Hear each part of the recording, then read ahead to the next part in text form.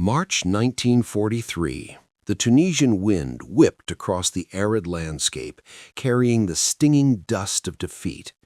The American army had just suffered a humiliating rout at the Kasserine Pass. Morale was shattered. The soldiers were undisciplined, frightened, and leaderless. Into this chaos rode a man who looked less like a modern general and more like a warrior king from a forgotten age. Lieutenant General George S. Patton, Jr. arrived with a siren screaming. He stepped out of his command car wearing highly polished cavalry boots, breeches, and his trademark ivory-handled revolvers strapped to his waist. He was loud, profane, and magnificent. He was exactly the shock to the system the American army needed. But stepping out of the car behind him was a man who seemed to be his complete opposite. Tall, bespectacled, and dressed in ordinary GI fatigues that looked slightly too big for him, Omar Bradley looked more like a university professor than a conqueror. This was the beginning of the most complex partnership of World War II. At this moment, the hierarchy was clear. Patton was the master, Bradley was the subordinate, the shadow. General Eisenhower had sent Bradley to be Patton's deputy, effectively his eyes and ears. Patton, in his immense ego, viewed Bradley as a useful, hard-working assistant, a man who could handle the boring details of logistics and administration, while Patton handled the glory of battle. Patton nicknamed him Brad, treating him with a mix of affection and condescension. He would often lecture Bradley on leadership, telling him he was too soft, too quiet, too GI. "You're not going to succeed in this business, Brad," Patton would say, gesturing with a riding crop, "unless you look the part." Bradley said nothing. He simply took notes in his small pocket notebook. He watched, he learned. And while Patton spent his time terrified of losing prestige to the British General Montgomery, Bradley was quietly fixing the broken mechanics of the U.S. Second Corps. The dynamic shifted when the Allies invaded Sicily in July 1943. Patton was given command of the 7th Army, and Bradley served under him as a corps commander. For Patton, Sicily was not just a campaign, it was a personal duel. He was obsessed with beating Montgomery to the port city of Messina. As the campaign ground on, the master began to lose his grip on reality. Patton became manic. He ordered Bradley to push his men through the rugged, mountainous terrain without rest. When Bradley, who cared deeply for the welfare of his soldiers, argued that a frontal assault on the German defenses at Troina would result in senseless slaughter, Patton exploded. "I don't want any more of your goddamn excuses," Patton roared at Bradley. "I want that town. If you can't do it, I'll find someone who can." Bradley swallowed his anger. He was a professional. He went back to his tent and planned a tactical masterpiece that took the town with minimal loss of life. But the cracks in his respect for Patton were widening. Bradley saw a commander who was willing to spend American blood to buy headlines. Patton got his wish. He drove his men relentlessly, sometimes physically kicking mules off bridges to clear the way for his tanks. He raced into Messina hours before Montgomery, striking a pose for the newsreels, the conqueror of Sicily. He basked in the flashbulbs, convinced he was the indispensable hero of the war. But in the background, away from the cameras, the shadow was looming larger than the master realized. Eisenhower and the Army Chief of Staff, George Marshall, were watching closely. They saw Patton's brilliance, but they also saw his volatility, his ego, and his recklessness. Then they looked at Bradley, steady, calm, reliable, and deeply respected by the common soldier. Patton thought he had just won the race. He didn't realize that in his desperate sprint for glory, he had stumbled. He treated Bradley like a junior officer, never suspecting that the quiet man in the dusty fatigues was already being groomed to take his place. The master was celebrating his victory, completely unaware that he was about to become the subordinate to his own shadow. August 1943. The heat inside the evacuation hospital tent near Nicosia, Sicily, was suffocating. The air smelled of sweat, antiseptic, and dried blood. Lieutenant General George S. Patton strode through the flaps, expecting to offer comfort to the wounded heroes of his 7th Army. He moved from stretcher to stretcher, his ivory-handled revolvers glinting in the dim light, offering words of praise to men with missing limbs and bandaged heads. Then he stopped. Sitting on a box, fully clothed and shivering, was Private Charles Cool. There was no blood on him, no bandages. Patton frowned, his brow furrowing.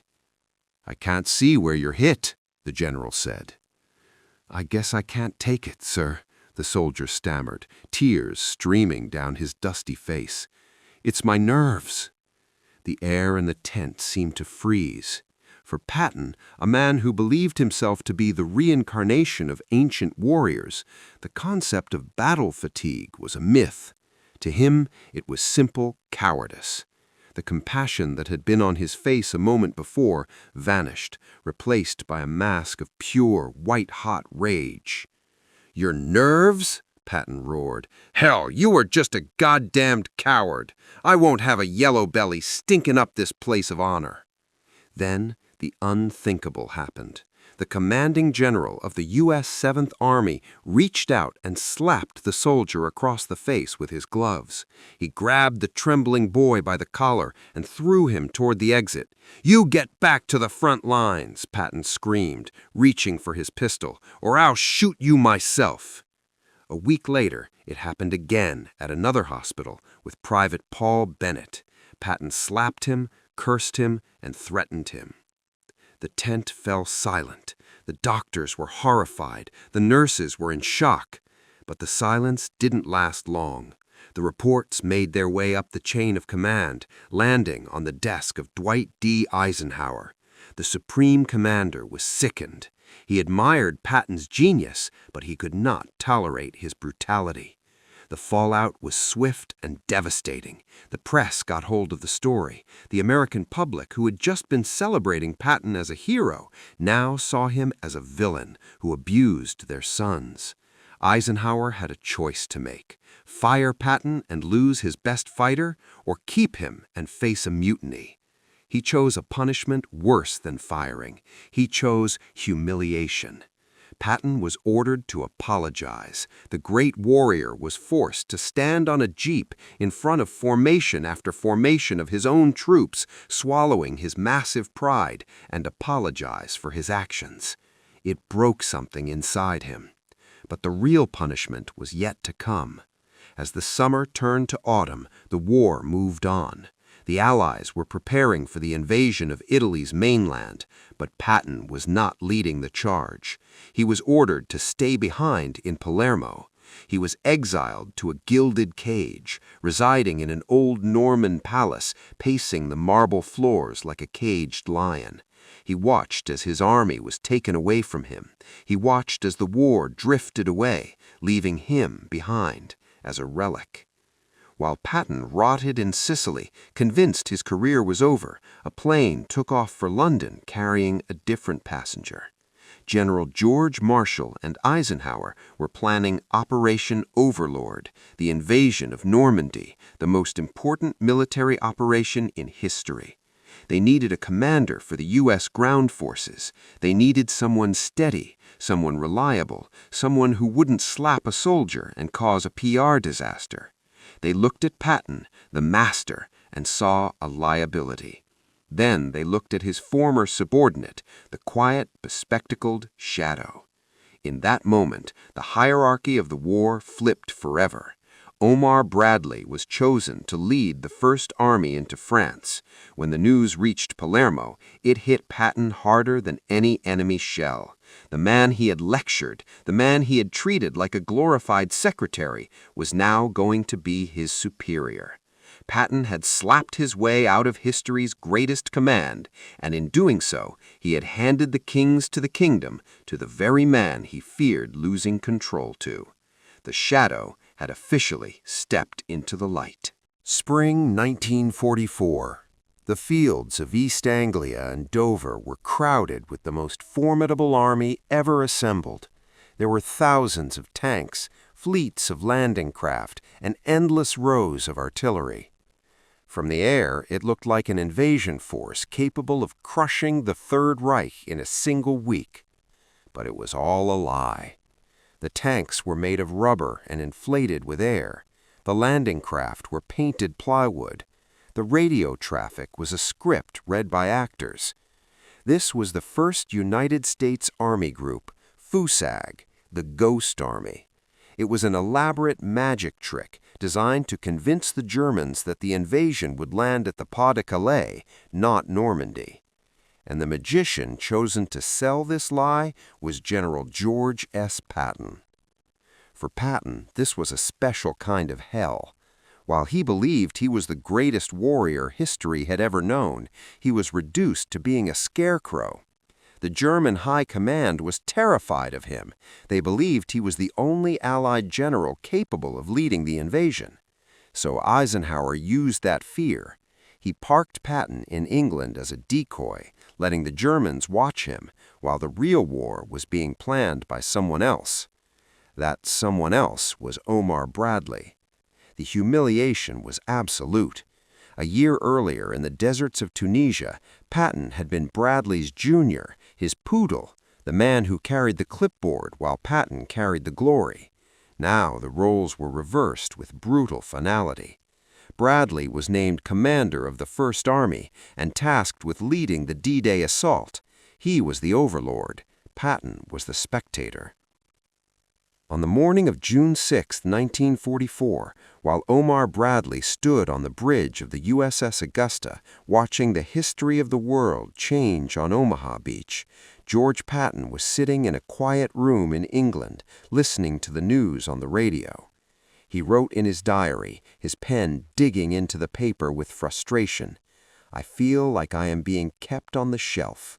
I have a horrible feeling that the fighting will be over before I get there." He was terrified that the war, his war, was passing him by. When Patton finally crossed the Channel in July 1944, the dynamic had shifted permanently. He arrived in Normandy not as a conqueror, but as a subordinate. He was given command of the Third Army, but he was placed under the direct supervision of the 12th Army Group. The commander of the 12th Army Group was Lieutenant General Omar Bradley. The meeting between the two men in the apple orchards of Normandy was a study in tension. Patton, desperate to get back into the fight, had to salute the man he had once scolded. Bradley, now confident and bearing the weight of the entire invasion, looked at Patton with a new authority. He knew Patton was a tactical genius, but he also knew he was a ticking bomb. "I'm going to put you in the game, George, but you have to play by the rules. If you step out of line, I'll send you home," Bradley reportedly said. Patton accepted the terms, but internally he was screaming. He referred to Bradley in his diary as the schoolteacher. He criticized Bradley's caution, his lack of flair, his GI mentality. Patton's greatest fear had come true. He was no longer the master of his own destiny. He was a lion on a leash, and the man holding the chain was the very man he had underestimated. As the Third Army prepared to activate, Patton was consumed by a singular driving paranoia. He believed that Bradley and Eisenhower were conspiring to keep him slow, to give the glory to the British, or to stifle his genius. He felt the leash pulling tight around his neck. But beneath the paranoia was a burning, desperate need. Patton knew this was his last chance. He had to prove that the old man was still the alpha. He had to prove that the shadow was not greater than the master. He stared at the hedgerows of Normandy, trembling with energy, waiting for Bradley to give the order to go.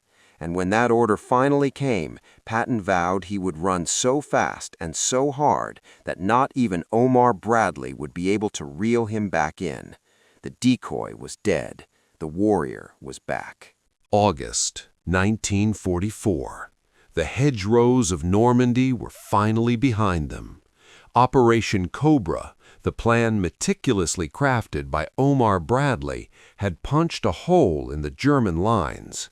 Through that hole, Bradley poured the United States Third Army, and riding on the lead tank, figuratively and often literally, was George S. Patton. For Patton, this was nirvana. After months of exile in Sicily and the humiliation of being a decoy in England, he was finally off the leash. The speed of the Third Army was terrifying. They weren't just advancing, they were rampaging. Patton ordered his commanders to bypass resistance, to throw away the rule books and to keep moving. "Don't pay for the same real estate twice," he screamed over the radio. They covered 60 miles in a single day. They were moving so fast, they drove off their own maps. But while Patton was galloping across France, his commander, Omar Bradley, was staring at a map in his headquarters, worrying.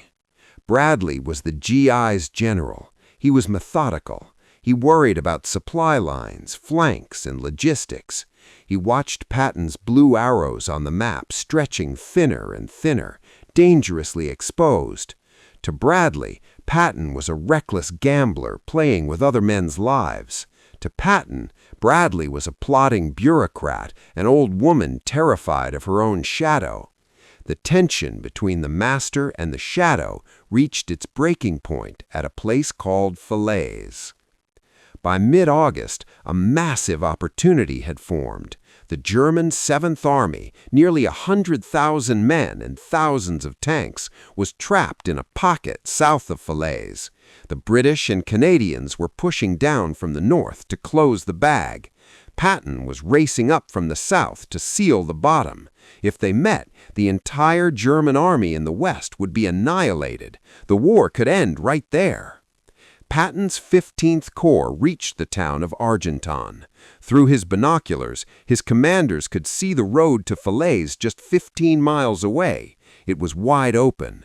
Patton could smell the kill. He ordered his men to prepare to close the trap. Then the phone rang. It was Omar Bradley. "George," Bradley said, his voice calm and unyielding, "you are to halt at Argenton. Do not, I repeat, do not go north of the boundary line." Patton was apoplectic. He gripped the receiver until his knuckles turned white. "Brad, we've got 'em," he shouted over the radio. "Let me go on to Falaise and we'll drive the British back into the sea for another Dunkirk." He wasn't joking. He was willing to risk colliding with the Canadian army to destroy the Germans.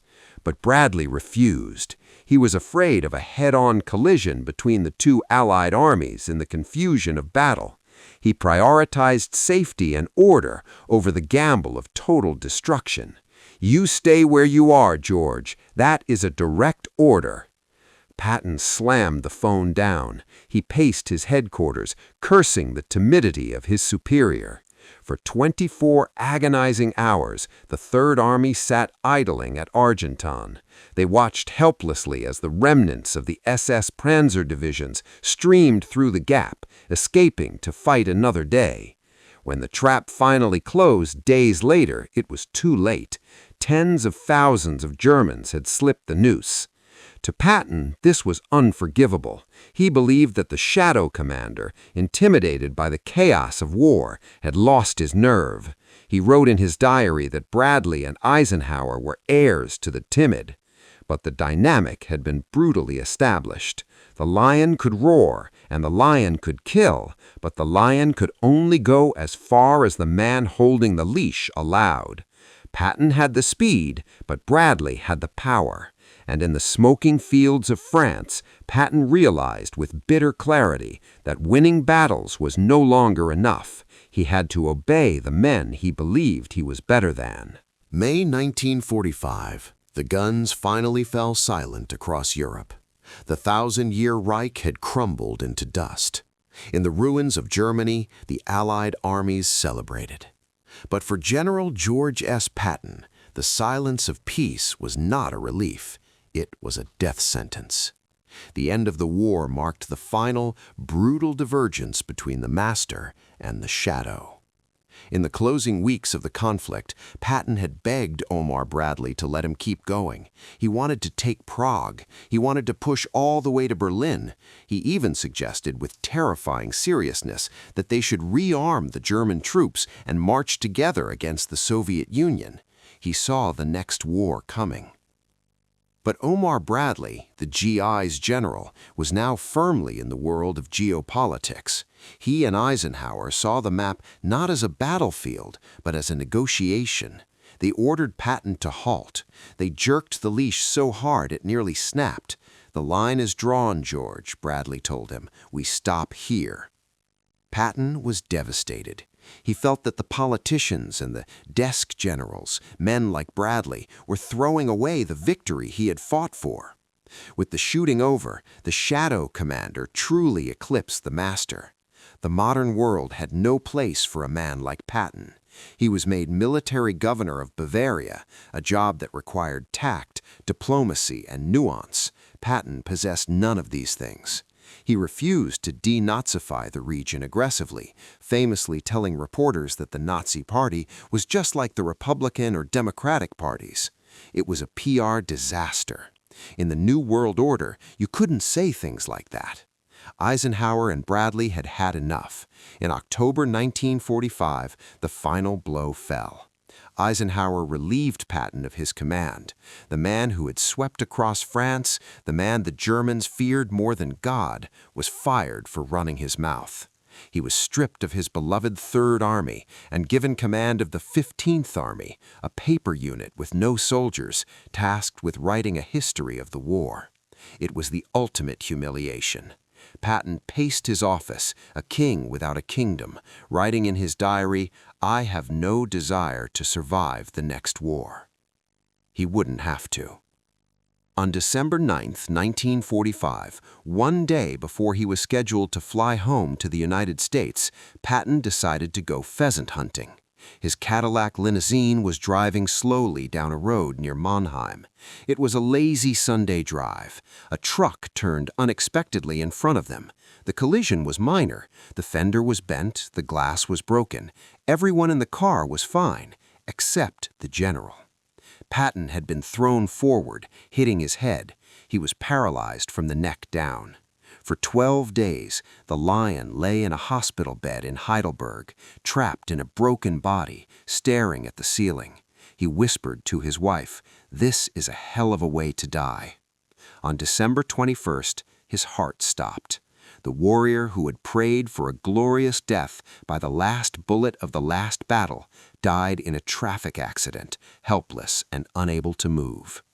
But while the legend of Patton was buried in the Luxembourg American Cemetery, the career of the Shadow soared into the stratosphere. Omar Bradley did not fade away. The quiet, bespectacled man who had started as Patton's poodle became the architect of the American superpower. He was promoted to 5-star General of the Army, a rank Patton never achieved. He became the head of the Veterans Administration, caring for the millions of men he had led. He became the first chairman of the Joint Chiefs of Staff, guiding America through the Korean War and the dawn of the nuclear age. History delivered a strange verdict. George Patton became the icon, the subject of movies, the symbol of American aggression, the general every boy wanted to be. But Omar Bradley became the reality. He proved that in the 20th century, the fiery genius of the warrior was not enough. You needed the steady hand of the administrator. The Shadow had not only stepped out of the darkness, he had outlived, outranked, and ultimately ruled over the master. In the end, the tortoise didn't just beat the hare, he buried him.